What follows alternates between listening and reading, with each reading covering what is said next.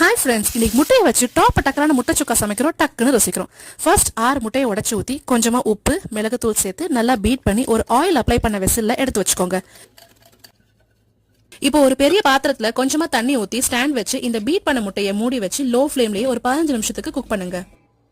15 நிமிஷத்துக்கு அப்புறமா நல்லா வெந்திருக்கான்னு செக் பண்ணி பார்த்துட்டு சின்ன சின்ன பீசஸா கட் பண்ணி எடுத்துக்கோங்க.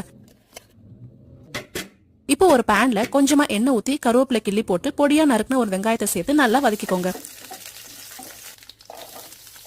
கூடவே 3/4 டேபிள் ஸ்பூன் இஞ்சி பூண்டு பேஸ்ட் சேர்த்து பச்சை வாசனை போக வதக்கி பொடியா நறுக்குன ஒரு தக்காளி கூட தேவையான அளவுக்கு உப்பு போட்டு நல்லா மசிய விடுங்க. அப்படியே கொஞ்சமா தண்ணி ஊத்தி மஞ்சத்தூள் 1/4 டீஸ்பூன், மிளகாத்தூள் 1 டீஸ்பூன், மல்லித்தூள் 3/4 டீஸ்பூன், ஜீரகத்தூள் 1/4 டீஸ்பூன் இதெல்லாம் சேர்த்து லைட்டா பரட்டி விட்டு ஆல்ரெடி பீஸா கட் பண்ணி வச்சிருக்க முட்டையை சேர்த்து நல்லா கிளறி விடுங்க. இந்த எக் சுக்கா சாப்பிட அவ்வளோ சூப்பரா அப்படியே பஞ்சு மாதிரியான மட்டனை சாப்பிடுற ஒரு ஃபீலை தரும் பாருங்க. அது செஞ்சு பார்த்தா தான் தெரியும் உங்களுக்கு. ஓகே ஃப்ரெண்ட்ஸ், நெக்ஸ்ட் வீடியோல பார்க்கலாம். பாய்.